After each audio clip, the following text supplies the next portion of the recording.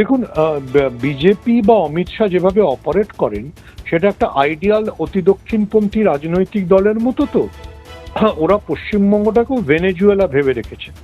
Donald Trump যেমন তার ইচ্ছে করেছে ভেনেজুয়েলাতে হেলিকপ্টার পাঠিয়ে সেখানকার প্রেসিডেন্টকে তুলে এনেছেন, অমিত শাহ বোধহয় মনে করেন যে যার খুশি বাড়িতে রেড করা যায়, যাকে যা খুশি ভাবে জেলে ঢোকানো যায়।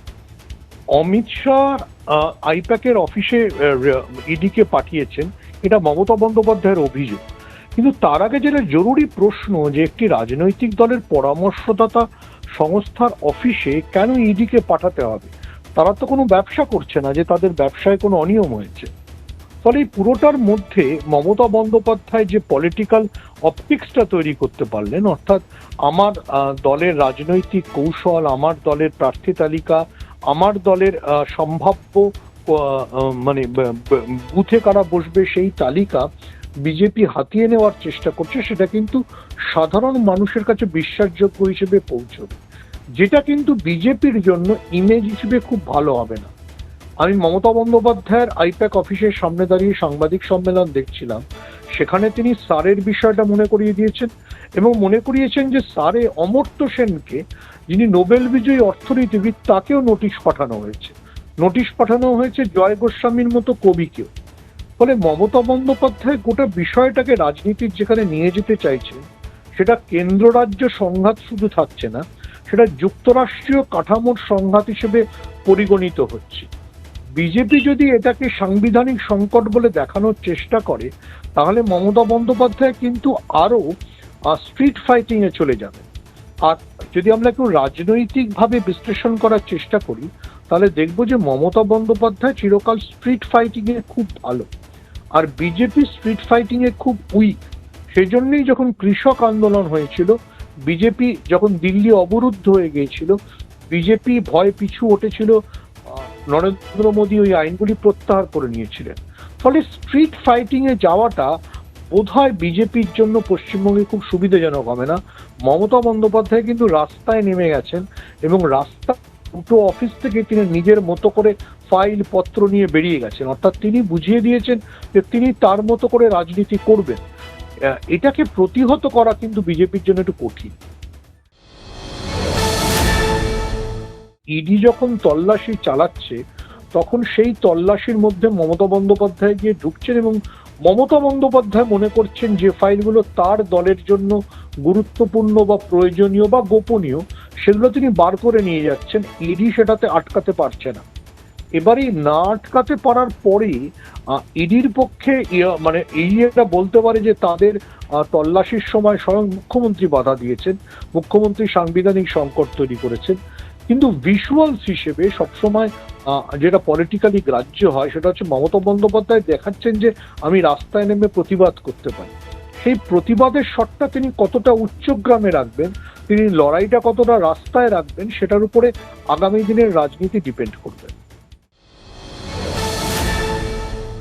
দেখুন, অনেকেরই একটা বারবার করে একটা বক্তব্য যে এই যে তৃণমূলের বা যে কোনো দলের যে গোপন স্ট্র্যাটেজি, সেগুলো অমিত শাহরা জেনে নেওয়ার চেষ্টা করে। আমি আপনাকে মনে করাবো যে কংগ্রেসের অভিযোগ ছিল যে কংগ্রেসের যে ব্যাংক অ্যাকাউন্ট, সেটাকে বিজেপি ফ্রিজ করিয়ে দিয়েছিল ইডিকে দিয়ে। তো ইডির কাছে যদি বুথ ধরে ধরে লিস্ট চলে যায় যে কোথায় কে বুথে বসবেন বা প্রার্থী তালিকা চলে যায়, তাহলে সেই প্রার্থীদের ভয় দেখানো বা ইত্যাদি বিভিন্ন ধরনের ঘটনা ভবিষ্যতে ঘটতে পারে। আমি আপনাকে মনে করিয়ে দিই, ইভেন বিজেপির জোট সঙ্গী যারা ছিল, এমন দল শিবসেনা বৃহৎ মুম্বাই কর্পোরেশনের নির্বাচনে অভিযোগ করেছে যে বিজেপি তাদের প্রার্থী তালিকা টার্গেট করে করে তাদের ভয় দেখিয়ে তাদের প্রার্থীপদ প্রত্যাহার করাচ্ছে। মানে একটা রাজনৈতিক দল তো সবসময় চাইবে তাদের রাজনৈতিক যে সমস্ত কৌশল বা তাদের রাজনৈতিক ভবিষ্যতের রোডম্যাপকে নিজেদের কাছে রাখতে, সেটা প্রার্থী তালিকাই হোক বা সেটা তার দলের বুথে কারা বসবেন সেই তালিকাই হোক। ফলে আমার মনে হয় সেটা হয়তো মমতা বন্দ্যোপাধ্যায় মনে হয়েছে বিজেপির কাছে চলে যাওয়াটা বিপজ্জনক। আমার মনে হয় হয়তো মরিয়া হয়ে বিজেপি সেদিকে হাঁটতে পারে, কিন্তু সেটা বিজেপির জন্য হারাকিরি হয়ে যাবে। পশ্চিমবঙ্গের সমস্যা হচ্ছে যে পশ্চিমবঙ্গে যদি কেউ কখনো মানে ভিকটিম হয়ে যায় তাহলে তার জন্য সিম্প্যাথির ঝড় বয়, ঝড় বলে। এটা বাঙালির ইতিহাস। বাঙালি কর্ণকে পছন্দ করে, বাঙালি সূর্য সেনকে পছন্দ করে। যদি অভিষেক বন্দ্যোপাধ্যায়কে গ্রেফতার করেন অমিত শাহ, তাহলে সেটা বিজেপির জন্য আরো বড় হারাকিরি হয়ে যাবে। মমতা বন্দ্যোপাধ্যায় আরো বড় রাজনৈতিক সুযোগ পেয়ে যাবে। দেখুন, আমি জানি না, তবে এটুকু বুঝতে পারছি যে উনি রাস্তায় নেমে পুরো ব্যাপারটাকে নেতৃত্ব দেবেন, এবং সেই নেতৃত্ব দেওয়ার জন্য লড়াইটা রাস্তায় থাকবে। অ্যান্ড মমতা বন্দ্যোপাধ্যায়ের যে পলিটিক্সের যে ধরন, সেখানে as a street fighter she is very good. এই স্ট্রিট ফাইটিংটাতে যদি উনি থাকেন, তাহলে কিন্তু পশ্চিমবঙ্গের রাজনীতি আগামী কয়েক মাসে অন্য খাতে বইতে পারে। প্রত্যেকজনকে এটি গ্রেফতার করতেই পারে, তাহলে আমার মনে হয় মানে রাস্তার লড়াই আরো তীব্র হবে। সেটা আমরা এখনো জানি না মমতা বন্দ্যোপাধ্যায় কতটা ফাইল নিয়ে আসতে পেরেছেন। উনি ওনার দলের পর্যালোচনা করেই বলতে পারবেন যে পরিস্থিতি কোন দিকে গড়াবে। দেখুন, উনি বলেছেন যে প্রতীক জৈন ওনার আইটি দেখে, আইটি মানে ইনফরমেশন টেকনোলজি, ফলে তিনি তার কর্মীর পাশে দাঁড়াতে যাবেন, সেটা তো স্বাভাবিক। যে তার মানে পেশাদার পরামর্শদাতা তার পাশে দাঁড়াতে যাবেন, সেটা তো স্বাভাবিক। আমার মনে হয় যে আমরা যেভাবে গণতন্ত্রকে দেখছি, সেই গণতন্ত্র দেখাতে আর দৃষ্টিকটু বলে কিছু নেই। আপনি কিভাবে যে কোনো লড়াইয়ের জবাব দেবেন, সেটাই হচ্ছে সবচেয়ে ইম্পর্টেন্ট। সেই লড়াইটা এখন মানে অন্যদিকে ক্রমশ যাচ্ছে।